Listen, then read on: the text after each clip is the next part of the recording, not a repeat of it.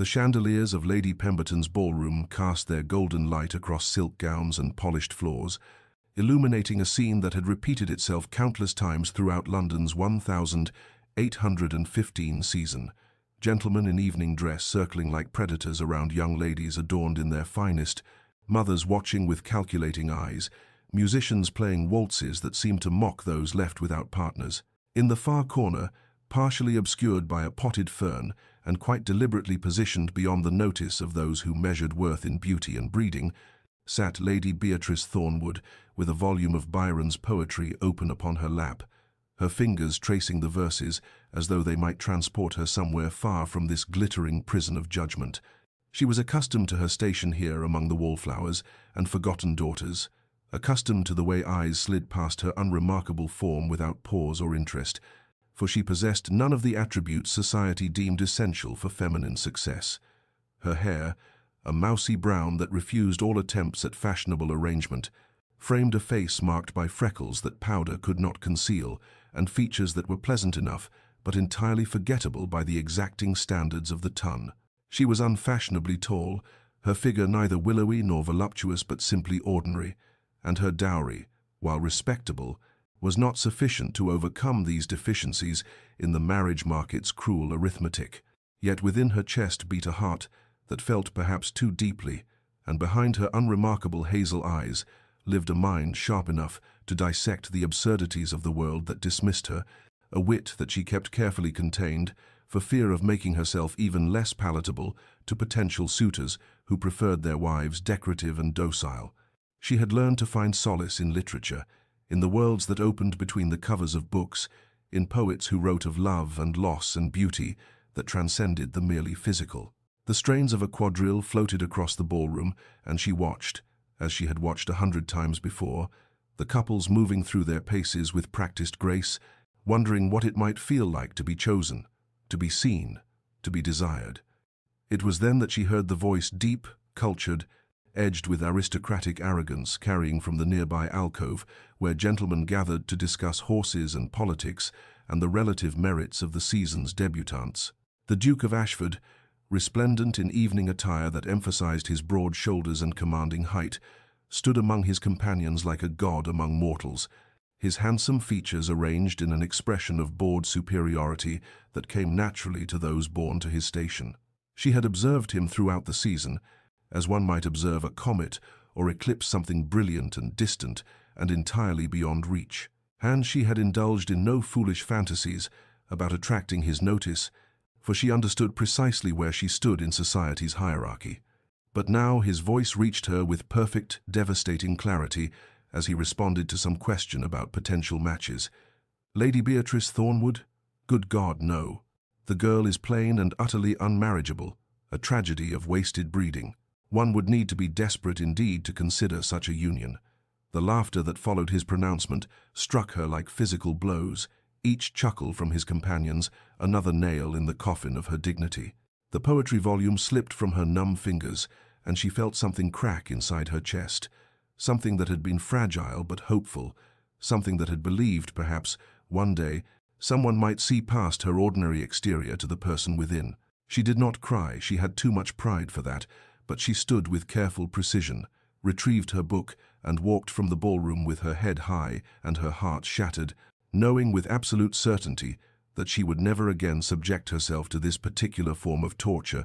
that she would withdraw entirely from a society that had made its judgment clear through the careless cruelty of a duke who would never remember this moment or the devastation it wrought. But before our lover's fate is revealed, subscribe so you never miss a chapter of romance and scandal, and tell us in the comments, where are you watching from? Now, let's begin. The weeks that followed her departure from London passed in a blur of rain and restless nights, and Beatrice found herself at last in the familiar embrace of Thornwood Hall, her family's country estate in Derbyshire, where the rolling hills and ancient forests offered sanctuary from the cruelty of society's ballrooms and the echoing memory of words that had carved themselves into her very soul. She had told her parents only that the season had exhausted her, that she required rest and country air, and they had accepted this explanation with the gentle concern of those who loved her, but had never quite understood the depths of her interior world. the vast landscapes of thought and feeling that existed behind her unremarkable exterior. Here, surrounded by the books that lined the library walls and the gardens her mother had planted years ago, Beatrice began the slow work of transforming her pain into something resembling purpose, refusing to allow the Duke of Ashford's dismissal to define the boundaries of her existence. She rose each morning with the sun and walked through the village, where the cottagers greeted her with genuine warmth that had nothing to do with her appearance or marriageability, where her worth was measured in kindness rather than beauty, in useful action rather than decorative presence. The village school, a modest building that served the children of farmers and tradesmen, became her particular project, and she spent her afternoons teaching them their letters and numbers, watching their faces light with the same wonder she had felt when books first opened their worlds to her, thinking that perhaps this was a better legacy than any society marriage could offer these young minds she helped nurture. These futures she helped shape through the gift of literacy and learning. When fever swept through the village as autumn approached, she moved among the sick with the physician, carrying broth and clean linens, sitting through long nights with those who had no one else, her hands gentle on fevered brows, her voice soft with prayers and comfort, and she discovered that being needed was its own form of beauty, that being useful carried its own dignity that no ballroom judgment could diminish. Meanwhile, in London, the Duke of Ashford continued through his days in the thoughtless manner of those accustomed to privilege, his casual cruelty already forgotten among the countless other pronouncements and opinions he delivered with the certainty of one who had never questioned his right to judge, his nights filled with cards and drink and the admiration of those who sought favour with a duke, his words about Lady Beatrice Thornwood no more significant to him than his choice of cravat or his opinion on the weather. Yet at Thornwood Hall, Beatrice's brother Edmund arrived with the fury of a storm, his normally pleasant features hardened with rage as he demanded to know the full details of what had driven his beloved sister from London, and when she finally confessed the whole of it, the overheard conversation, the Duke's pronouncement, the laughter of his companions, Edmund's hand went to his sword with an instinct born of love and protective fury. But Beatrice stayed him with a touch to his arm and eyes that pleaded for peace, telling him that duelling the Duke of Ashford would solve nothing, would only create scandal and confirm society's view that she was indeed unmarriageable, a woman whose family must defend her with violence because her own merits could not speak for themselves. Edmund yielded to her wishes, though his jaw remained tight with suppressed anger, though he swore privately that should he ever encounter Ashford in circumstances that permitted retribution, he would ensure the Duke understood the cost of wounding those who deserved only kindness, and he watched his sister retreat further into her books and charitable works, recognizing the particular loneliness of one who had hoped for love and found only dismissal, wondering if she would ever trust again enough to open her guarded heart. Autumn arrived with its palette of amber and crimson, transforming the Derbyshire countryside into something resembling the illuminated manuscripts Beatrice had studied in her father's library, and with the changing season came Lord Sebastian Hartley, a widower of some 35 years, whose reputation as a poet and scholar had reached even into the quiet corners of country society, where Beatrice had taken refuge from the cruelties of the fashionable world. He had come to the region seeking inspiration for a collection of verses about England's rural landscapes, staying with distant cousins whose estate bordered Thornwood lands, and it was on a crisp October morning, when the air carried the scent of wood smoke and dying leaves, that he first encountered Lady Beatrice in the village schoolhouse, where she sat surrounded by a dozen children of varying ages, her voice animated as she guided them through their letters with a patience and enthusiasm that seemed to illuminate her features from within. Sebastian paused in the doorway, arrested not by beauty in the conventional sense, but by something far more compelling, the intelligence that sparkled in her eyes as she explained a difficult concept,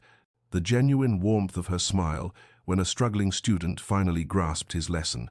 the graceful economy of her movements as she moved between the rough wooden benches, and he found himself thinking that here was a woman society had somehow overlooked, a treasure hidden in plain sight, because those who sought only surface brilliance had never learned to recognize the deeper radiance of a cultivated mind and generous heart. When the lesson concluded and the children scattered homeward with their slates and primers, Sebastian introduced himself with the careful courtesy of one who had learned that grief teaches humility and they fell into conversation about the books that lined the schoolhouse shelves, discovering a shared love for Wordsworth and Coleridge, debating the merits of Pope's formalism against the emotional immediacy of the Romantic poets, their discussion ranging from literature to philosophy to the nature of beauty itself, and Beatrice felt something unfamiliar stirring within her chest, the dangerous, fragile beginning of hope that perhaps not all men measured worth by the standards that had found her wanting. Sebastian observed the way her face became animated when discussing ideas, the way her hands gestured expressively to emphasize a point, the way her laughter emerged unguarded and genuine when he made a particularly apt observation. And he saw what the fashionable world in its blindness had failed to perceive, that her eyes held depths of feeling and intelligence that rendered mere physical beauty a poor and shallow thing, that her smile carried a warmth that could sustain a man through the darkest winters of the soul, that her mind possessed a quickness and breadth that would make her the finest of companions for one who valued conversation over mere decoration. Before taking his leave, he asked with genuine diffidence whether he might call upon her at Thornwood Hall, perhaps to continue their discussion of literature and to seek her recommendations for his research into the regional landscape and customs, and Beatrice found herself agreeing with a hesitancy born of old wounds and newer caution, unused to sincere masculine attention that seemed to value her thoughts rather than merely tolerating them, uncertain whether this interest would prove genuine or whether it would fade as others had when the novelty of her intellectual companionship wore thin, and he remembered that society deemed her plain and unmarriageable. Yet as she walked home through the autumn woods, the leaves crunching beneath her feet and the late afternoon sun slanting through the branches to paint everything in shades of gold, she allowed herself the smallest measure of hope, thinking that perhaps in the country, far from London's ballrooms and cruel judgments, a different kind of story might be possible, one where the qualities she possessed, her mind, her heart, her capacity for genuine feeling, might be valued above the superficial attributes she had always lacked. And for the first time since that devastating night, when the Duke of Ashford's words had shattered her fragile confidence, she permitted herself to wonder whether someone might see her not as plain or unmarriageable, but simply as Beatrice, whole and worthy, exactly as she was. Sebastian's courtship unfolded with the quiet deliberation of a man who had known love and loss and understood that hearts, particularly wounded ones, required patience and gentleness rather than grand gestures or passionate declarations that might overwhelm before trust had been established. He arrived at Thornwood Hall 3 days after their initial meeting, bearing not flowers but a first edition of Coleridge's latest work, wrapped in plain paper and presented with the simple observation that he had thought she might appreciate it. And Beatrice found herself touched by this evidence that he had listened during their conversation, that he remembered her expressed admiration for the poet's exploration of imagination and nature. Their visit settled into a pattern as autumn deepened, long walks through the beech woods where the golden leaves created a canopy of light above them, conversations that ranged from the philosophical to the personal, discussions of poetry that revealed not merely literary opinions, but the shape of their interior lives, the experiences and losses and hopes that had formed them into the people they had become. Sebastian spoke of his late wife with the tender sorrow of one who had genuinely loved, explaining that her death in childbirth had left him hollow for years, until he discovered that immersing himself in poetry and study could transmute grief into something resembling purpose, and Beatrice recognized in his story an echo of her own transformation, her own attempt to fashion meaning from pain. He brought her wildflowers gathered from the hedgerows, nothing cultivated or expensive, just the simple beauty of hawthorn berries and late-blooming asters, and she pressed them between the pages of her books, marking the slow progress of a courtship that felt unlike anything she had imagined during those long London seasons when she had watched other girls receive roses and compliments while she remained invisible. When they discussed ideas, Sebastian never condescended or simplified, never treated her intellect as charming or unusual, but engaged with her thoughts as he would those of any respected colleague, debating with passion when they disagreed, conceding points when her arguments proved stronger, and this intellectual respect touched something deep within Beatrice that had always hungered for recognition beyond the superficial judgments of appearance and marriageability. Yet even as she felt herself drawn to him, even as she began to anticipate his visits with a flutter of something that might have been joy, The old fears whispered their poison in her quieter moments. Was this genuine attraction, or merely pity for a woman society had dismissed? Would he eventually see what the Duke of Ashford had seen and find her wanting? Could she trust this happiness, or would it prove as illusory as every other hope she had permitted herself to nurture before learning that hope itself was dangerous for those deemed unworthy of love? She caught herself sometimes watching Sebastian's face when he looked at her, searching for signs of disappointment or resignation, bracing for the inevitable moment when he would realize his mistake, when the peculiar enchantment of her conversation would fade, and he would remember that she was plain, unfashionable, unmarriageable by the standards that governed their world. But he continued to call, continued to seek her company, continued to look at her with something in his eyes that resembled wonder, and slowly, carefully, like a creature emerging from long hibernation, Beatrice felt the walls around her heart begin to crumble, felt herself beginning to believe in the possibility that perhaps, in this quiet corner of Derbyshire, far from London's cruel ballrooms, she might be seen and valued for exactly who she was. News of Lord Sebastian Hartley's courtship of Lady Beatrice Thornwood travelled with the peculiar velocity that gossip always achieves in the interconnected web of English society,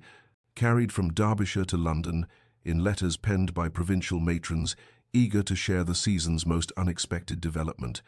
And within a fortnight of Sebastian's first call at Thornwood Hall, the drawing-rooms and clubs of the capital buzzed with speculation about the widowed poet's interest in the very woman who had been dismissed as plain and unmarriageable just months before. The reactions varied according to the character and circumstances of those receiving the intelligence. Some expressed genuine surprise that anyone should court Lady Beatrice, their prejudices too deeply rooted to accommodate the possibility that she might possess qualities worth valuing, while others who remembered her intelligence and gentle manner wondered why they had never recognized these attributes as desirable,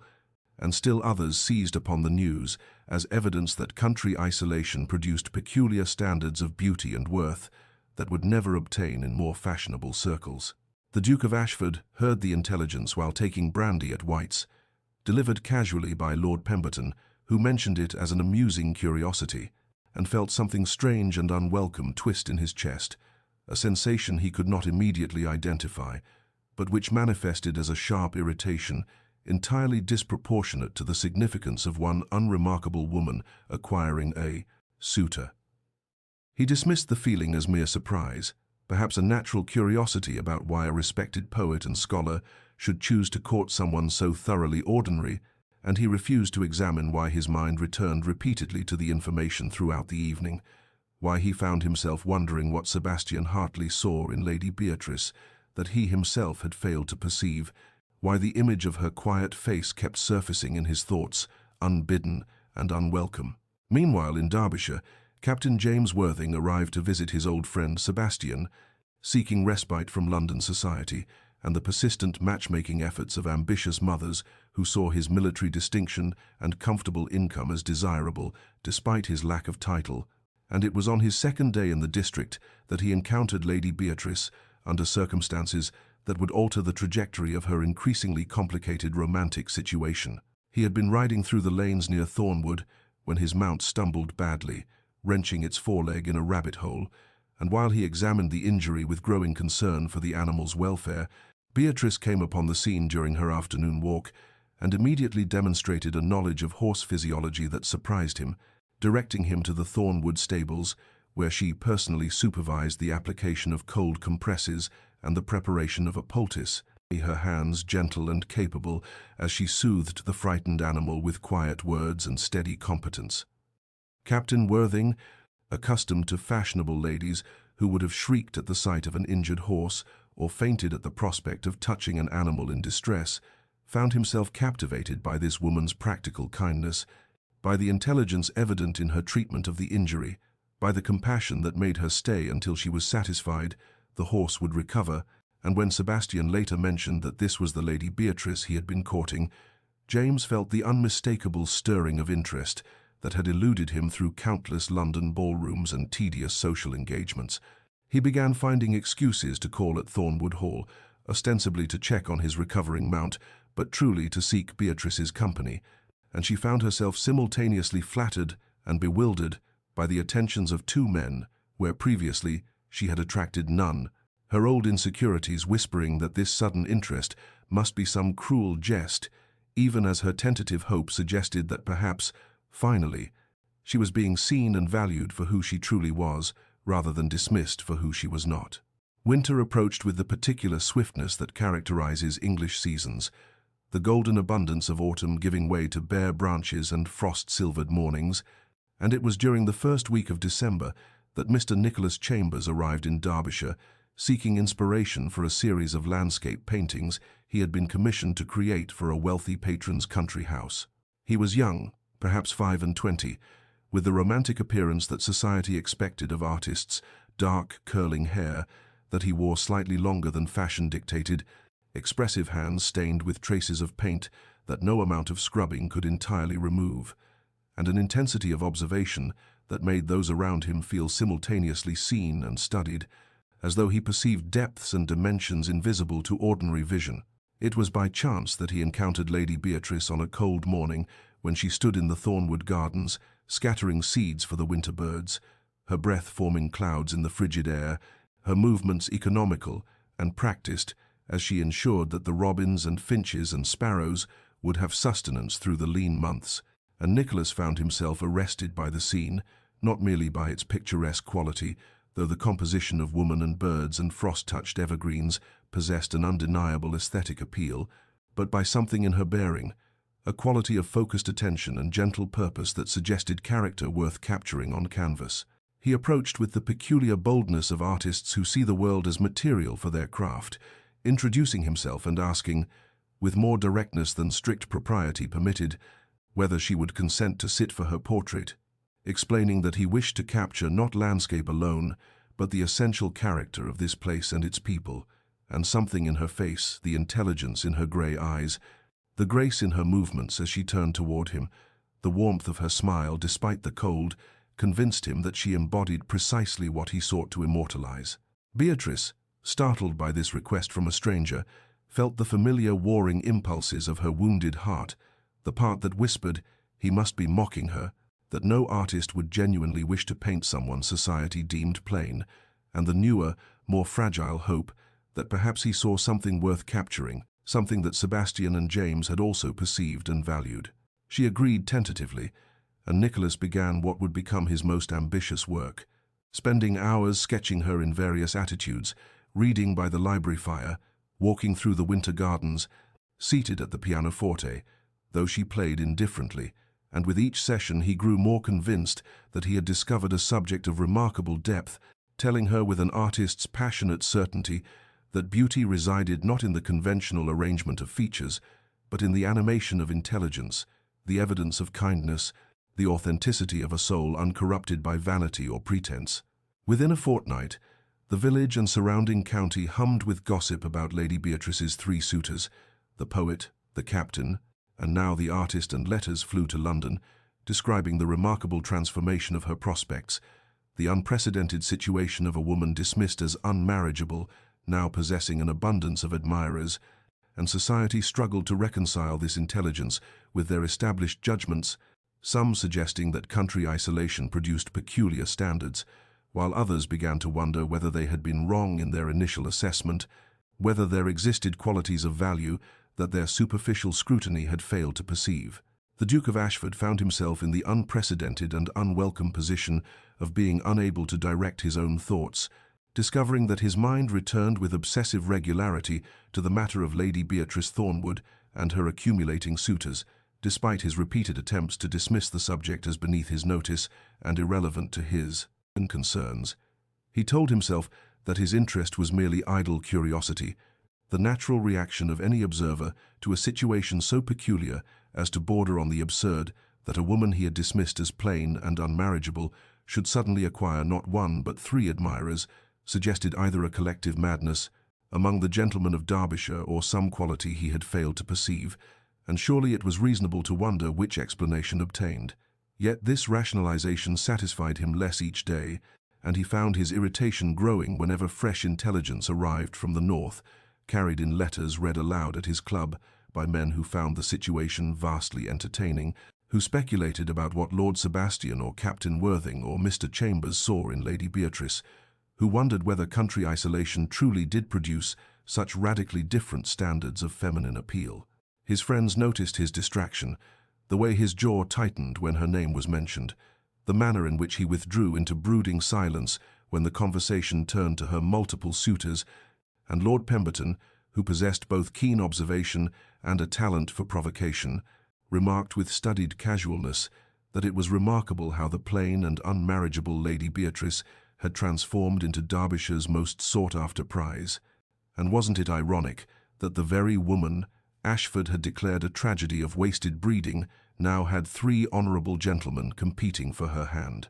The observation struck like a blade between his ribs, and Ashford felt something he had never before experienced in his privileged, admired existence, the bitter taste of regret, the uncomfortable recognition that he had perhaps been wrong, that he had dismissed something of value through blindness born of arrogance and society's shallow standards. He attempted to remember Lady Beatrice as she had appeared that night in the ballroom, tried to recall what he had seen that prompted such cruel assessment, but the memory had grown hazy, and what emerged instead were fragments he had not consciously registered. At the time, the intelligence evident in her face as she read, the grace of her posture despite her unfashionable height, and the way servants had smiled at her with genuine warmth, suggesting she treated them with kindness. Meanwhile, in Derbyshire, Beatrice struggled with an abundance that felt as disorienting as scarcity had once felt painful, wondering how she had transformed from a woman no one wanted into someone 3 worthy men claimed to admire, and whether this transformation was genuine or whether she was somehow deceiving them, whether they truly saw her or whether they saw some imagined version that would eventually disappoint them as reality intruded. She found herself paralyzed by choice after years of having no choices at all, uncertain which suitor's affection was deepest or truest, fearful that selecting one would reveal her judgment as flawed, that eventual disappointment would prove she had been right all along to believe herself unmarriageable, that this strange season of attention was an aberration that could not possibly last. Sebastian chose a morning in late January for his proposal, when the world lay frozen beneath a crystalline layer of ice that transformed familiar landscapes into something ethereal and strange, and he asked Beatrice to walk with him through the woods behind Thornwood House, where bare branches caught the pale sunlight and scattered it in fragments across the snow-covered path. They walked in companionable silence for a time, their breath forming clouds in the frigid air, until they reached a small clearing where a frozen stream created a natural mirror reflecting the winter sky, and there he stopped, turning to face her with an expression of such gentle earnestness that Beatrice felt her heart contract with something between hope and fear. He spoke of how their acquaintance had transformed his understanding of what marriage might be, how he had thought himself content with solitude after losing his first wife, until meeting someone who reminded him that partnership could be not merely pleasant, but profound, and that true companionship resided in the meeting of minds and hearts rather than in superficial attractions or social convenience. He offered her not passion or grand romance, but something perhaps more valuable: respect, intellectual equality, a shared life built on genuine affection and common purpose, and he asked with quiet sincerity whether she would consider becoming his wife, creating together the kind of union that honored both their natures. Beatrice, standing in the frozen clearing with this kind, thoughtful man, offering her everything she had believed herself unworthy of receiving, felt tears gathering in her eyes as she asked him for time to consider his proposal, needing space to untangle gratitude from genuine affection, to determine whether her feelings ran deep enough to sustain a lifetime. Sebastian accepted her request with the same grace that characterized all his actions, telling her there was no urgency, that a decision of such magnitude deserved careful contemplation. That same week brought Captain Worthing to her door with his own declaration, speaking with military directness about the courage and strength he perceived in her character, qualities he valued more than beauty or fortune, and asking whether she might consider him as a potential husband, offering protection, devotion, and the kind of steadfast loyalty he had learned in service to crown and country. Then, 3 days after Worthing's proposal, Nicholas Chambers presented her with the completed portrait, and Beatrice stood before the canvas in stunned silence. Unable to reconcile the woman he had painted with her own self-perception, he had captured something in her expression, a quality of intelligence and warmth and quiet strength that she had never seen in any mirror, and had rendered her not conventionally beautiful, but undeniably compelling, had shown her the woman these three men claimed to see when they looked at her. Three honorable men seeking her hand, offering different versions of the future,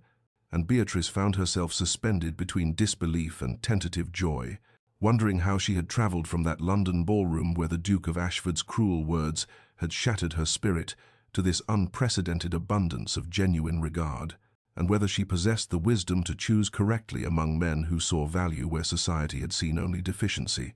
The Duke of Ashford discovered that he could no longer maintain the comfortable fiction that his interest in Lady Beatrice Thornwood constituted mere idle curiosity or passing concern, that the obsessive quality of his thoughts indicated anything less than the complete unraveling of his carefully constructed emotional defenses, and this realization arrived with devastating clarity. One evening at his club, when Lord Pemberton read aloud yet another letter from Derbyshire, describing how Lord Sebastian, Captain Worthing, and Mr. Chambers all vied for Lady Beatrice's favour, and Ashford felt such violent jealousy surge through him that he crushed the crystal glass he'd been holding, sending shards scattering across the table and drawing startled looks from his companions. He dismissed himself abruptly, retreating to his London townhouse where he paced his study through the night,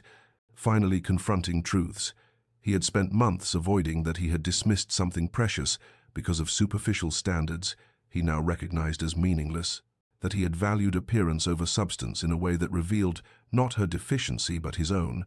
that the woman he had so cruelly labeled unmarriageable possessed qualities far more valuable than conventional beauty. He forced himself to remember her as she had been that night in the ballroom, and what emerged now were details. His arrogance had blinded him to then the intelligence evident in her face as she read, suggesting a mind of considerable depth, the kindness she had shown to a clumsy servant who spilled wine near her chair, reassuring the frightened girl when others would have complained, the quiet wit he had overheard in her conversation with an elderly gentleman, demonstrating both learning and humour, the grace of her posture despite society's judgment of her height as unfashionable. He realized with mounting horror that he had encountered something rare and dismissed it as common, had been offered the possibility of genuine connection and rejected it in favor of empty admiration from women who valued his title more than his character, and his own cruel words, plain and utterly unmarriageable. A tragedy of wasted breeding now tortured him with their stupidity and cruelty. The knowledge that three honourable men recognized her value, while he had been blind to it, consumed him with unprecedented jealousy, not the petty jealousy of a man deprived of a possession he wanted, but the profound jealousy of someone who had thrown away treasure and now watched others claim it, who understood too late what he had lost through his own foolishness. He began making discreet inquiries about her current situation, learning details that increased both his regret and his desperate need to somehow undo the damage he had caused, that she had withdrawn from society entirely after that night, that she now devoted herself to charitable works in her village, that the three men courting her were all respectable and sincere in their regard, that she seemed to be genuinely considering their proposals. The decision formed in torment and certainty he had to see her, had to offer the apology she deserved even if she rejected it, had to attempt to win what he had so callously discarded, even though he had no right to ask and less reason to hope, because the alternative was spending the rest of his life knowing he had destroyed his own chance at something real through arrogance and shallow judgment. Spring arrived with the kind of suddenness that transforms English landscapes overnight, bringing warmth that melted winter's remnants and coaxed crocuses from cold earth, painting Thornwood House's gardens in shades of yellow and purple and tender green. And it was on one such morning that the Duke of Ashford's carriage appeared on the estate's drive, uninvited and unexpected, creating considerable consternation among the household staff, who recognized his crest and understood the complicated history between their mistress and this particular nobleman. Beatrice learned of his arrival while sitting in her favorite corner of the garden, a sheltered spot beneath an ancient oak where she often read in pleasant weather, and she felt her heart contract with a volatile mixture of emotions, shock, anger, anxiety, and something she refused to name that might have been anticipation, as she watched him approach across the lawn with a hesitant gait entirely unlike the arrogant stride she remembered from that London ballroom. He stopped several paces away, as if uncertain of his welcome or perhaps simply recognizing that he had forfeited any right to proximity, and when he spoke, his voice carried none of its former confidence, stumbling over words that clearly cost him considerable effort to produce, an apology so inadequate to the magnitude of his transgression that its very insufficiency paradoxically demonstrated its sincerity, for he acknowledged that no words could undo the cruelty he had inflicted, that his judgment had been shallow and his behavior inexcusable, that he had spent the past months thinking of nothing but her and slowly understanding the depth of his blindness in dismissing something precious because it failed to conform to meaningless standards of conventional attractiveness. He confessed that he had come not with any expectation of forgiveness, but simply because he could no longer bear the distance he could not endure, knowing that 3 honorable men pursued what he had so callously rejected without at least attempting to express his regret and his transformed understanding. And as he spoke, Beatrice felt cold, dignified anger crystallizing within her, replacing the confused emotions of moments before with something clear and focused and utterly unforgiving. She rose from her seat with deliberate grace, her book falling forgotten to the grass, and in a voice of measured fury, she recounted the pain his words had caused, describing how she had fled London in humiliation, how his casual cruelty had confirmed every insecurity she harbored about her worth, how she had needed to rebuild her sense of self through months of solitary struggle in this very place he now invaded with his belated remorse, and she told him with cutting precision that she currently entertained proposals from 3 honorable gentlemen who had valued her from their first meeting, who saw in her qualities that his shallow gaze had entirely missed, and that she had absolutely no interest in a duke whose sudden regard seemed motivated not by genuine appreciation, but by the covetous impulse to possess what others desired, by competitive instinct rather than authentic affection. She dismissed him then, turning her back with finality and walking toward the house without awaiting his response, leaving him standing alone in the spring garden with an expression of such devastation that the footman who witnessed the scene would later describe it as watching a man receive news of his own execution, and though Ashford stood motionless for several long moments after her departure, he eventually returned to his carriage and left Thornwood House, his first attempt at redemption ending in comprehensive and deserved rejection. Ashford refused to leave Derbyshire despite his comprehensive rejection, taking rooms at the White Hart Inn in the village, where his presence caused considerable speculation and no small amount of scandal, for dukes did not typically lodge in modest country establishments nor linger in provincial areas without compelling social obligations, and his compelling obligation was one he could not explain to the curious innkeeper or the gossiping villagers who watched him with fascinated attention. He began what could only be described as a quiet campaign of demonstration rather than declaration, appearing at village charity events where he knew Beatrice would be present, contributing generously but anonymously to the causes she championed, attempting through actions rather than words to show the transformation of perspective that had overtaken him in those months of tortured self-examination in London. He attended the Sunday service at the small parish church where Beatrice taught children their letters after the sermon, sitting in the back pew and observing how she patiently guided small fingers over slate boards, how her face illuminated with genuine joy when a struggling child finally mastered a difficult word, how she treated the poorest labourer's daughter with the same respect she showed the vicar's son, and he began to understand with accumulating clarity exactly what made her remarkable in ways that had nothing to do with symmetry of features or fashionable proportions. He watched from careful distance as she walked with Lord Sebastian through the meadow paths, discussing what appeared to be poetry or philosophy, given their animated gestures and serious expressions. He watched Captain Worthing present her with a bouquet of wildflowers after she had helped organize provisions for wounded soldiers at the county assembly. Watched Mr. Chambers show her preliminary sketches for his painting, while she smiled with an expression that suggested she still could not quite believe someone saw beauty in her face worth capturing on canvas. Meanwhile, Beatrice tried desperately to ignore his persistent presence, focusing her attention on the difficult decision before her regarding which of her 3 honourable suitors deserved her acceptance, yet she found her awareness continually drawn to the Duke, who observed from the periphery of every event, who never approached, but whose gaze she could feel, tracking her movements with an intensity that unsettled her careful composure. Part of her felt a vengeful satisfaction in his attention, a vindication that the woman he had dismissed as unmarriageable now commanded not only the regard of 3 worthy gentlemen, but also the tormented focus of the Duke himself. Yet another part remained wounded by the memory of his cruelty, uncertain whether his transformation represented genuine change or merely the acquisitive obsession of a man accustomed to possessing whatever he desired. She told herself she had no interest in his redemption, that his belated recognition of her worth meant nothing compared to the immediate appreciation shown by Sebastian, James, and Nicholas. Yet she could not deny the traitorous flutter of her heart when she glimpsed him in the village square, or felt his eyes upon her during charity gatherings, could not quite suppress the confused tangle of emotions his presence evoked, despite her determination to remain unmoved by his patient,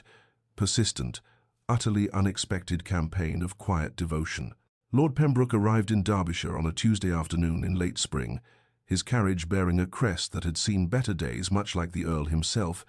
a dissolute nobleman whose estates were mortgaged beyond redemption, and whose reputation in London society had deteriorated to the point where even the most desperate hostesses no longer issued him invitations, and he had heard through the intricate network of gossip that sustained the ton about Lady Beatrice Thornwood's sudden transformation from overlooked wallflower to sought-after prize with 3 honourable suitors and a considerable dowry that might rescue his failing fortunes. He made his interest known with an aggression that bordered on impropriety, cornering Beatrice at a village assembly where she had gone reluctantly at Sebastian's gentle urging, pressing too close and speaking with a familiarity entirely unwarranted by their brief acquaintance, his breath carrying the sour taint of wine, and his eyes assessing her with a mercenary calculation that made her skin crawl with instinctive revulsion. Sebastian intervened with the quiet authority of a gentleman defending a lady's honour, requesting politely but firmly that Pembroke step away and afford Lady Beatrice appropriate distance, but the dissolute Earl responded with sneering contempt, his voice carrying across the assembly room as he questioned what desperate circumstances would drive multiple men to pursue such an unremarkable specimen, calling Beatrice plain in terms far cruder than even Ashford's original dismissal, and suggesting that her suitors must be motivated by financial considerations rather than any genuine attraction to a woman so singularly lacking physical appeal. The assembled company gasped at this public insult, Sebastian's face flushing with anger as he stepped forward to deliver what would clearly be a physical response to such intolerable rudeness. But before he could act, the Duke of Ashford moved with startling speed from his position near the refreshment table, where he had been observing the evening's proceedings with his usual careful attention, interposing himself between Sebastian and Pembroke, and addressing the latter in a voice of glacial fury that cut through the shocked silence like a blade through silk. He challenged Pembroke formally and immediately, his words precise and uncompromising, as he demanded satisfaction for the unforgivable insult delivered to Lady Beatrice, and though Pembroke attempted to laugh off the challenge with blustering bravado, the steel in Ashford's eyes and the absolute certainty in his bearing made clear that this was not a matter subject to negotiation or dismissal. They met at dawn the following morning in a secluded meadow beyond the village boundaries, Sebastian and Captain Worthing serving as witnesses despite their complicated positions as Beatrice's suitors, and when the pistols fired, Ashford's shot struck Pembroke's shoulder with deliberate precision, wounding but not killing, delivering both punishment and warning before the defeated Earl was helped from the field by his trembling second, later departing Derbyshire that same afternoon with his tail between his legs and his pursuit of Lady Beatrice permanently abandoned. The village erupted in shocked speculation about a duke fighting a duel over a lady he had publicly scorned months earlier, the irony not lost on anyone who remembered or had heard tales of his original cruel assessment, and Beatrice found herself in a state of profound confusion about Ashford's motivations, unable to reconcile the man who had wounded her so deeply with this fierce champion, who had literally shed blood in defense of her honor, questioning whether his actions stemmed from genuine transformation or merely possessive instinct, from authentic feeling or performative guilt. Sir Reginald Frost arrived in Derbyshire less than a week after Pembroke's ignominious departure, A rake of the worst variety whose handsome face and silver tongue had ruined more than one innocent young woman, and whose presence in any respectable gathering was tolerated only because his family connections remained impeccable despite his personal dissolution, and he began immediately spreading rumors throughout the county with the deliberate malice of a man who took pleasure in destroying reputations for his own entertainment, suggesting in drawing rooms and at card tables that Lady Beatrice's sudden acquisition of multiple suitors indicated something improper in her character, that no truly virtuous woman would encourage the attentions of so many gentlemen simultaneously, that her sudden popularity after years of being overlooked suggested she had employed methods unbecoming to a lady of quality to secure masculine interest. The whispers spread with the inexorable speed of all malicious gossip, carried from the assembly rooms to the village shops, to the Sunday services, where respectable matrons began regarding Beatrice with speculation rather than admiration. And Captain Worthing, whose strict code of honor had been forged in the brutal crucible of military campaigns, and whose respect for Beatrice's virtue was absolute and unshakable, demanded satisfaction from Sir Reginald with the cold fury of a soldier who had faced death too many times to fear a duel with a dissolute wastrel. Before the meeting could be arranged, however, the Duke of Ashford intervened with an authority that brooked no argument, claiming the primary right to defend Lady Beatrice's honor as the gentleman whose original cruelty had first exposed her to society's judgment, whose failure to recognize her worth had created the circumstances that now subjected her to such vicious speculation. And though Captain Worthing initially resisted this appropriation of his rightful role as her suitor and protector, something in Ashford's expression, a haunted desperation that transcended mere guilt or performative nobility, convinced him to step aside and allow the Duke to meet Sir Reginald in his stead. They met at dawn in the same meadow where Ashford had faced Pembroke, the morning mist rising from the grass like spirits witnessing the clash of honor against depravity, and when the swords were drawn, Ashford fought with a controlled ferocity that shocked the seconds who observed, driving Sir Reginald back with precise strikes that demonstrated both superior skill and barely leashed rage, until the rake's blade clattered to the ground, and he stood disarmed and humiliated, forced to publicly retract his vicious rumors and promise to quit the county immediately upon pain of facing Ashford's wrath again, with potentially fatal consequences. Beatrice, learning of this second duel fought in her defense, sought out Ashford in the gardens of her family's estate, where he walked alone in the afternoon light, his coat bearing a tear from Sir Reginald's desperate final lunge, and she confronted him with a confusion that bordered on anguish, demanding to know why he persisted in fighting battles on her behalf when she had given him no encouragement, no forgiveness, no indication that his championship was desired or welcome, and his answer came quiet and devastated, spoken with eyes that held more pain than any physical wound could inflict, because he had failed to fight for her when his silence might have prevented the initial wound, when a single word of defense in that London ballroom months ago could have spared her the humiliation that had driven her into exile, and now he could not seem to stop fighting even though he knew he had forfeited any right to her regard, even though each duel he won brought him no closer to earning what he had so carelessly destroyed. The Marquess of Blackwood descended upon Derbyshire like a storm cloud heavy with malicious intent, arriving in a carriage far grander than necessary, and making his presence known with the deliberate ostentation of a man who measured his worth by the envy he inspired in others. And he was indeed the Duke of Ashford's most bitter rival, a resentment that had festered since their school days, when Ashford had bested him in academics, athletics, and every social grace that mattered to young men of their station, a rivalry that had only intensified through the years as Ashford's consequence grew, while Blackwood's remained perpetually in second place despite his higher title and greater wealth. He had heard through the intricate web of society gossip about Ashford's inexplicable interest in Lady Beatrice Thornwood, the plain wallflower he had publicly scorned months earlier, and Blackwood saw in this situation an opportunity too delicious to resist, a chance to humiliate his old rival by stealing away the woman Ashford now pursued with such desperate intensity, to demonstrate once again that a marquis could always supersede a mere duke when he chose to exert his superiority. Blackwood made his play with calculated charm, calling upon Beatrice at her family's estate with gifts of extravagant jewelry, entirely inappropriate for a first acquaintance, and offering her a future as a marchioness, with all the consequence and luxury such a position entailed, speaking of his estates in Scotland and his houses in London and Bath as though their magnificence alone should secure her immediate acceptance, and when Beatrice politely but firmly declined his offer, explaining with gentle dignity that she could not accept the addresses of a gentleman she barely knew, and for whom she felt no particular regard. Blackwood's charm evaporated like morning dew under harsh sun,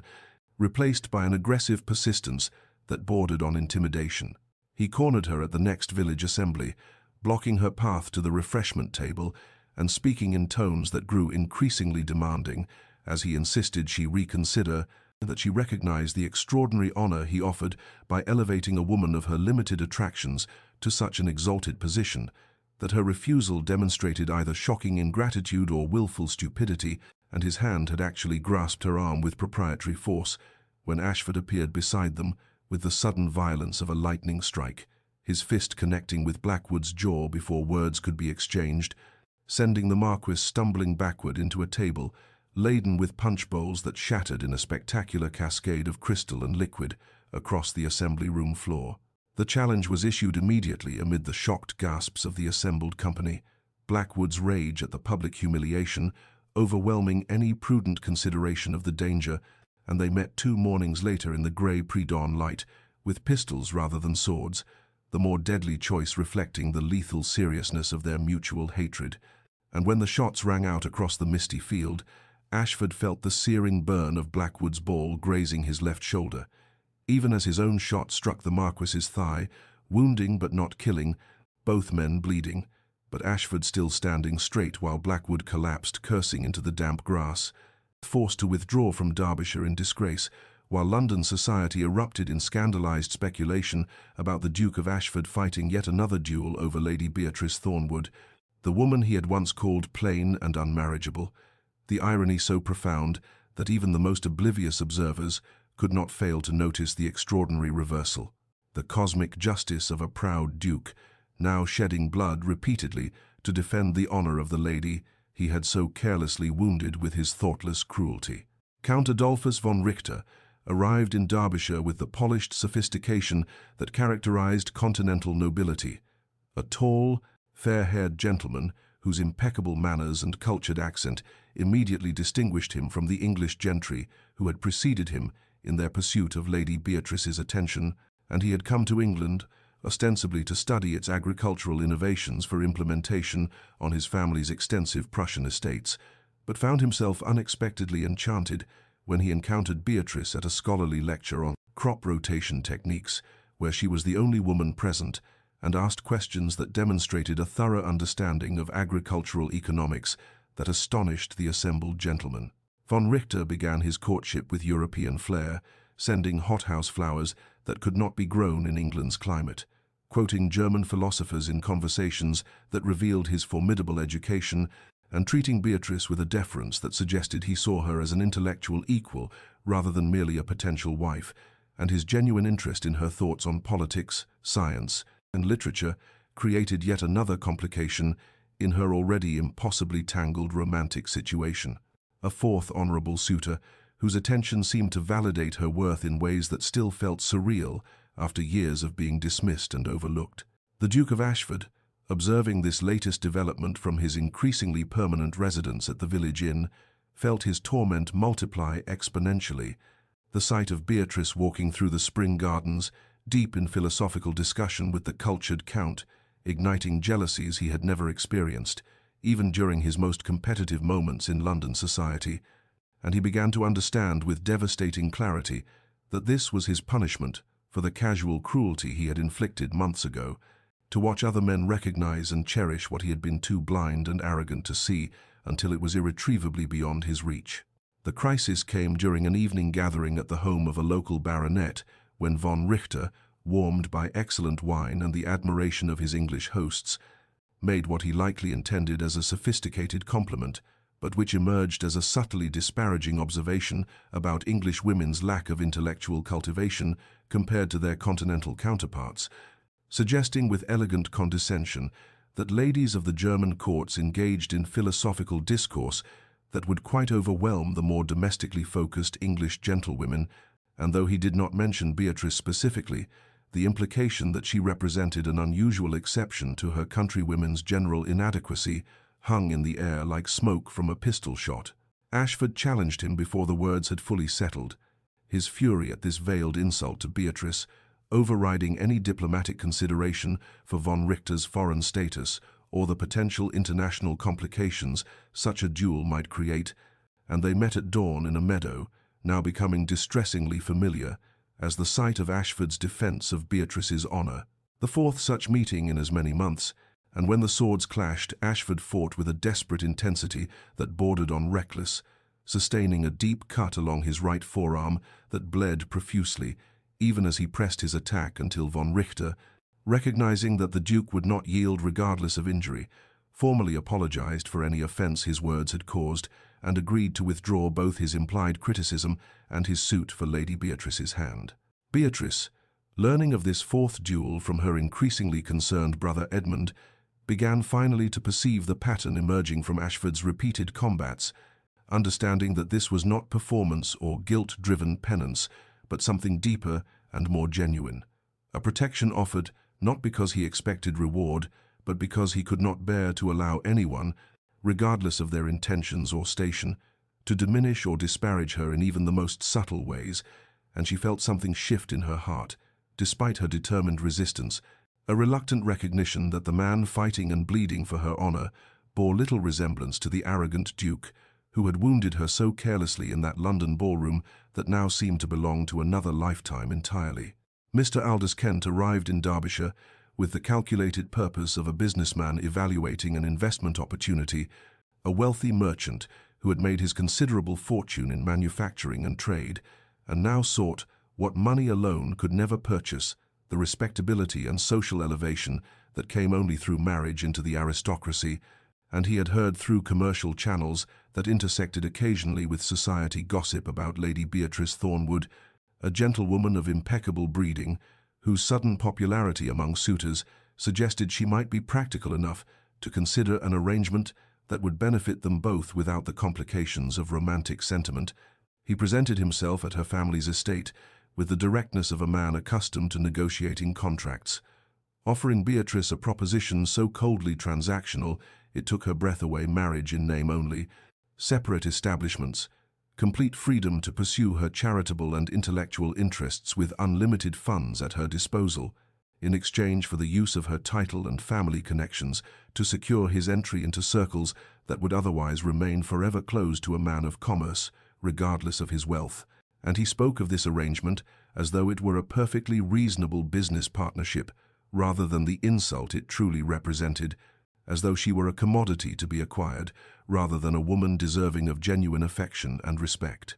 Beatrice's refusal was immediate and coldly polite, her dignity intact even as she showed him to the door, but Kent had made his offer in the morning-room while the windows stood open to the spring air, and the Duke of Ashford, who had been walking the grounds as had become his habit during these months of patient waiting and painful observation,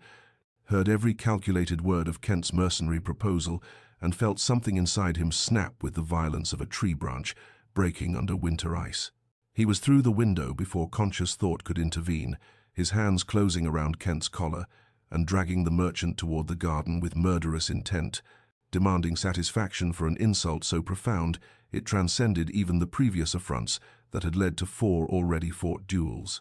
And Kent,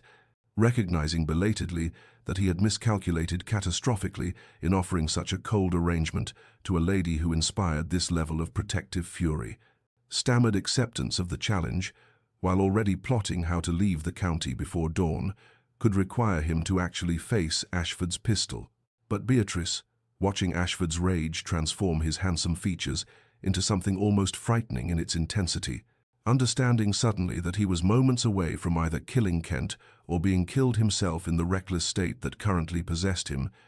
did something she had never done before. She stepped directly between them, her small frame creating a physical barrier that Ashford could not move without moving her, and she demanded, in a voice that shook with emotion, that they stop this madness immediately, that no more blood be shed over words spoken by fools and fortune hunters,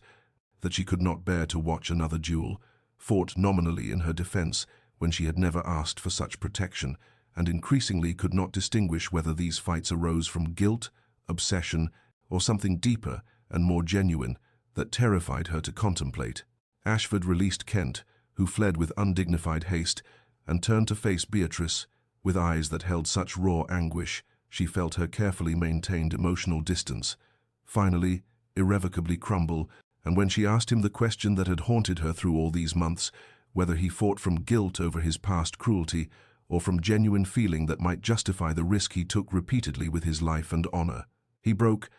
entirely, his confession pouring out like blood from a mortal wound, admitting that he loved her with a desperation that consumed his every waking thought,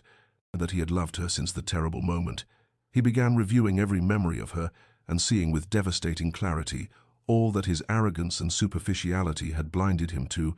that he expected nothing from her and deserved even less, but could not stop himself from fighting for her honor, because no one had fought for her when his cruel words had wounded her so deeply, and he would spend the rest of his life trying to prove himself worthy of even her forgiveness if she would allow it,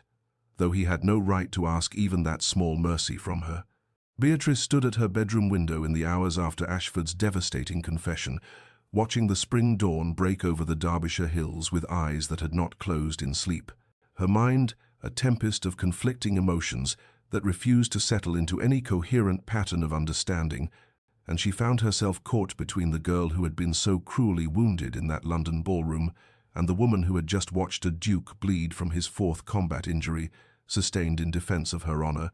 between justified anger at past cruelty and reluctant recognition of present transformation, between the safety of maintaining her emotional distance and the terrifying possibility of trusting someone who had already proven himself capable of inflicting deep wounds. 3 honorable suitors still waited patiently for her answer to their proposals. Sebastian with his gentle poetry and understanding heart, Captain Worthing with his steady courage and respectful admiration, Nicholas with his artist's perception of beauty others had missed, and yet she could not deny that her thoughts returned obsessively to the man who had no right to her consideration, the Duke who had dismissed her as plain and unmarriageable, and then proceeded to fight 5 duels against anyone who dared echo his own cruel assessment or offer her arrangements that fell short of the genuine devotion he claimed she deserved. Her brother Edmund found her there as morning light filled the room, and when she turned to him with questions she could barely articulate. He sat beside her and revealed what he had kept secret at Ashford's explicit request, that the Duke had been privately funding the village school, where Beatrice taught, the hospital where she tended the sick, every charitable project she had undertaken to transform her pain into purpose, asking for no recognition or acknowledgement, simply ensuring that the work she valued could continue and expand beyond what her own resources could support. This evidence of transformation, of a man who had learned to value what truly mattered, rather than the superficial standards that had once governed his judgments, shook something loose in Beatrice's carefully maintained defenses, and she asked her brother the question that terrified her most: could people truly change? Or did they simply become better at hiding their fundamental nature? And was Ashford's love genuine devotion, or merely the possessive obsession of a man who could not bear to lose what he had carelessly discarded? Edmund, who had observed Ashford's patient campaign over these months with the protective scrutiny of a brother who would not allow his sister to be wounded again, spoke with careful honesty about what he had witnessed: a genuine humility replacing former arrogance, a willingness to serve without recognition replacing the need for admiration, a protection offered not as performance but as instinct, and most tellingly, a love that asked for nothing in return, that fought for her honor even when she had explicitly rejected him, that bled for her dignity even when she offered him no encouragement. Beatrice spent the following days in anguished contemplation, walking the gardens where Ashford had first apologized and later nearly killed a man for offering her a loveless arrangement, trying to understand her own heart beneath the layers of protective anger and lingering hurt, and she began to recognize with reluctant clarity that somewhere in the months since that spring confrontation she had fallen in love, not with the arrogant Duke who had wounded her, but with the transformed man who had learned to see true value, who had been willing to fight and bleed repeatedly to defend what he had once been too blind to recognize, And this realization brought not joy but terror, because loving him meant trusting him with the power to wound her again, meant choosing courage over the safety of sustained anger, meant believing in transformation, despite every reasonable doubt that whispered warnings about the impossibility of fundamental change in human nature. Beatrice knew with the clarity that comes only from painful self-honesty that she could not in good conscience accept any proposal while her heart remained divided and confused, and so she requested private audiences with each of her 3 honourable suitors, beginning with Lord Sebastian Hartley, who received her in the library where they had spent so many pleasant hours discussing literature and philosophy, and when she spoke to him with trembling voice about her uncertainty and confusion, about feelings that pulled her in directions she had not anticipated and could not fully explain, he listened with the patient kindness that had first drawn her to him, and then said something that shattered her careful composure. He had known for weeks that her heart was not entirely his to claim, had seen it in the way her eyes followed the Duke of Ashford during village gatherings, even when she pretended indifference, had recognized in her defensive anger toward Ashford the particular intensity that comes only from caring too much rather than too little, and while this knowledge brought him genuine sorrow, because he had come to love her truly and deeply, he would not trap her in a marriage where part of her heart belonged elsewhere, for she deserved the wholeness of love rather than the comfortable companionship he could offer. Captain James Worthing received her confession with the steady courage of a man who had faced death on battlefields and survived, listening, as she explained, with halting words, that she held him in highest esteem and deepest respect, but could not offer him the uncomplicated devotion he deserved, and he took her hand with gentle firmness and told her that he had suspected as much when he observed her reaction to Ashford's duels, the particular quality of fear in her eyes that spoke of caring despite herself, and while he had hoped that respect and compatible temperaments might be enough foundation for happiness, he recognized that she needed more than comfortable affection, and needed the passionate intensity of love that transformed and challenged and demanded courage, and he withdrew his suit with dignity and tact and friendship offered for whatever future she chose. Nicholas Chambers, the artist who had painted her portrait and captured beauty she had never seen in herself, met her in his temporary studio, where the completed canvas still rested on its easel, and before she could speak the difficult words she had prepared, he gestured to the painting and asked her to look at it honestly, to see what he had seen and captured, not merely intelligence and kindness, but a woman in love, a woman transformed by the terrifying vulnerability of caring for someone who had the power to wound her deeply, and the face in that portrait was not the face she wore when discussing poetry with Sebastian or tending horses with Captain Worthing,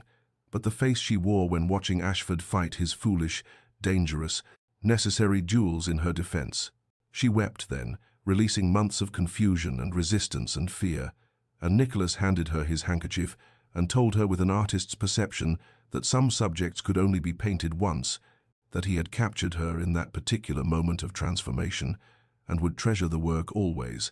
but he recognized that the story it told was not one in which he featured as the hero, and he too withdrew with grace and genuine wishes for her happiness. When they had all departed, these 3 honourable men, who had seen value where society saw plainness, who had offered her devotion when she felt herself unworthy of notice, Beatrice stood alone in her family's summer garden as afternoon light slanted through the roses her mother had planted years ago, and she acknowledged the truth she had been fighting since that spring morning when she had stepped between Ashford and certain violence she had fallen in love. Not with the arrogant Duke who had wounded her, but with the transformed man who had learned to fight for what mattered, who had bled repeatedly to defend honor he had once carelessly destroyed, and now that her honorable suitors had gracefully withdrawn, she could no longer hide behind their competing claims or use their presence as shield against confronting what terrified her most. The Duke of Ashford appeared at the garden gate as though summoned by her thoughts, his face showing the strain of these months of patient waiting and painful uncertainty, and when Beatrice asked him the question that had haunted her through sleepless nights, why he continued fighting for her when she had given him no encouragement, no sign that his devotion would ever be returned, no hope that his patient campaign might succeed, he answered, with the devastating simplicity of absolute truth, "Because you deserve to be fought for, because no one fought for you when my cruelty wounded you, because I failed you when silence would have been mercy, and my careless words were violence,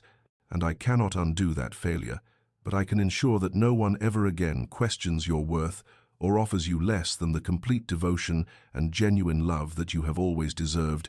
even if I am not the man fortunate enough to offer it to you." Beatrice stood trembling in the summer garden, with the truth she could no longer deny burning in her chest like captured sunlight, and when she looked at the Duke of Ashford standing before her with his heart laid bare and his defences utterly abandoned, she recognized with devastating clarity that she loved him, not despite the cruel words he had spoken in that London ballroom, but in some strange alchemy, because of everything that had followed, because his transformation had mirrored her own journey from wounded girl hiding in corners to woman who had learned her worth through the patient devotion of honorable men and the fierce protection of one who had been willing to bleed, repeatedly, to defend what he had once carelessly destroyed. And this recognition brought not joy but terror, because loving him meant surrendering the protective anger that had sustained her through months of confusion, meant choosing courage over the safety of sustained resentment, meant believing that people could fundamentally change when every reasonable doubt whispered warnings about the foolishness of trusting someone who had already proven himself capable of inflicting deep wounds. She spoke then with voice that shook but did not break, telling him that she had spent these months fighting against the truth of her own heart, that she had watched him fight 5 duels and bleed from 4 wounds and endure her coldness and rejection with patience that should have been impossible for a man of his pride and position, and somewhere in that terrible, beautiful process of watching his transformation, she had fallen in love, not with the arrogant duke who had dismissed her as plain and unmarriageable, but with the man who had learned to see true value, who had funded her charitable works in secret, who had fought for her honor when he had no reasonable hope that his devotion would ever be returned. Ashford listened with expression that shifted from hope to wonder, to something very like fear, and when she finished speaking, he asked the question that mattered most: could she truly forgive him for the cruelty of those first words? Could she trust him with her heart when he had proven himself capable of such casual destruction? And did she love him for himself, or merely for the man he had tried to become to earn her regard? Beatrice moved closer to him in the garden, where roses bloomed in the summer heat, and replied with honesty that cost her every remaining defense that, yes, she loved him, but more than that, she loved what they had both become. Through this painful process she had learned her worth, through the recognition of men who saw past society's shallow standards, had discovered strength in the midst of humiliation, had transformed her pain into purpose and her isolation into meaningful work, while he had learned that true value lay not in superficial beauty or social position, but in intelligence and kindness, and the particular courage it took to remain gentle in a world that often rewarded hardness, and together they had both been transformed by love that demanded growth rather than mere comfort. His proposal came not with flowery speeches or dramatic gestures, but with simple, devastating truth, spoken in the fading summer light. He saw her completely, every sharp edge of intelligence and every soft curve of compassion, every moment of strength and every flash of vulnerability, and he loved her entirely, not as society's overlooked wallflower or as prize finally won, but as Beatrice, extraordinary and irreplaceable, and he would spend his lifetime proving himself worthy of the trust she was choosing to offer, despite every reasonable fear and justified hesitation. Her acceptance trembled on lips that had spoken rejection too many times, acknowledgement that she was choosing courage over safety, that she was trusting transformation over bitter experience, that she was surrendering to love despite the terror of potential future pain. And when she said yes with voice barely above a whisper, he gathered her into arms that had held swords in her defense and kissed her with reverence and hunger and desperate gratitude in the garden where he had first apologized and she had first begun the painful process of opening her carefully guarded heart to the possibility of forgiveness and love, and the redemption they had both earned through months of patience and pain and growth that had transformed them both into people capable of choosing each other, not from desperation or convenience, but from genuine recognition of worth and matching of souls. 3 years had passed since that summer afternoon when Beatrice had chosen courage over safety and offered her guarded heart to the man who had learned to fight for what mattered, and now the Duchess of Ashford stood in the drawing room of their London townhouse, preparing to host the monthly intellectual salon that had become renowned throughout society, not for the elevated title of its hostess, but for the brilliance of conversation and genuine exchange of ideas that occurred within these walls, where poets and philosophers gathered alongside politicians and reformers to discuss matters of substance rather than engaging in the shallow gossip that dominated most fashionable gatherings. And as she arranged chairs and ensured refreshments were prepared, she paused before the portrait Nicholas Chambers had painted years ago in Derbyshire,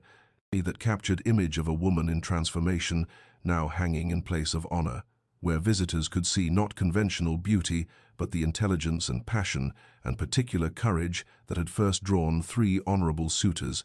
eventually conquered the pride of a duke who had needed to fight 5 duels before understanding what true value meant. Her life had become something she could never have imagined during those painful months, as an overlooked wallflower reading poetry in ballroom corners, for her marriage to Ashford had proven to be genuine partnership, built on mutual respect and intellectual companionship, and the deep love that comes from choosing each other daily, despite the inevitable challenges and disagreements that arose between 2 strong-willed individuals who had both learned hard lessons about worth and recognition, and the courage required to be truly vulnerable with another human soul. She had transformed the Duchy's charitable works into systematic programs that provided education for poor children and medical care for tenant families, and opportunities for women who needed alternatives to the limited choices society offered them, while Ashford consulted her on all estate matters and political decisions, valuing her sharp mind and compassionate heart in ways that made their partnership one of equals rather than the conventional hierarchy most aristocratic marriages maintained. And together they had created a life rich with meaning and purpose beyond the superficial concerns of rank and appearance that had once seemed to matter so desperately. Their 2 children played now in the nursery upstairs, a daughter with her mother's intelligent eyes and a son with his father's determination, both being raised to value character over beauty and substance over social position,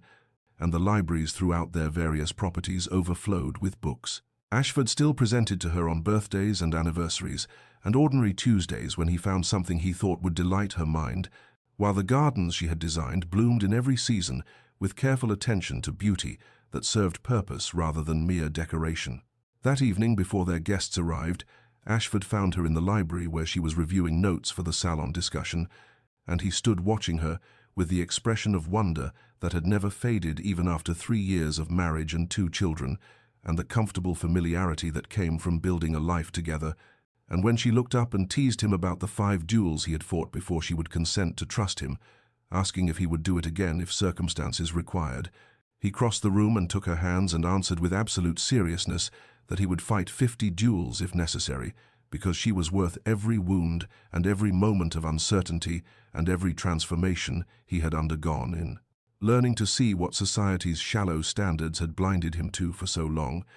And she kissed him then with the easy affection of deep love, and told him no more duels were necessary because she had finally learned to believe in her own worth and in his love, and in the possibility of transformation that came from choosing courage over fear. Dear listener, perhaps you too have felt yourself overlooked or dismissed by those who measure value by superficial standards. Perhaps you have heard cruel words that wounded deeply and made you question your worth. Perhaps you have struggled to believe that people can truly change, or that love can transform both those who offer it and those who receive it with trembling hope, despite justified fear. Know this: true worth lies not in meeting society's arbitrary standards of beauty or charm or conventional attractiveness,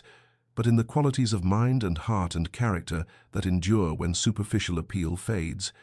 in the courage to remain kind in a world that often rewards hardness,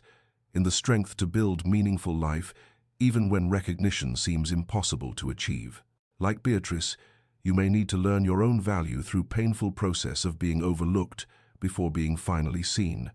may need to choose courage over the safety of sustained bitterness, may need to risk trusting again despite past wounds that whisper warnings about the foolishness of vulnerability. And like Ashford, you may need to confront your own blindness and fight not with swords, but with daily choice to see clearly and value truly, and prove through patient action that transformation is possible when love demands growth rather than comfort. May you find the courage to recognize your own worth even when others fail to see it. May you choose vulnerability despite the terror of potential pain.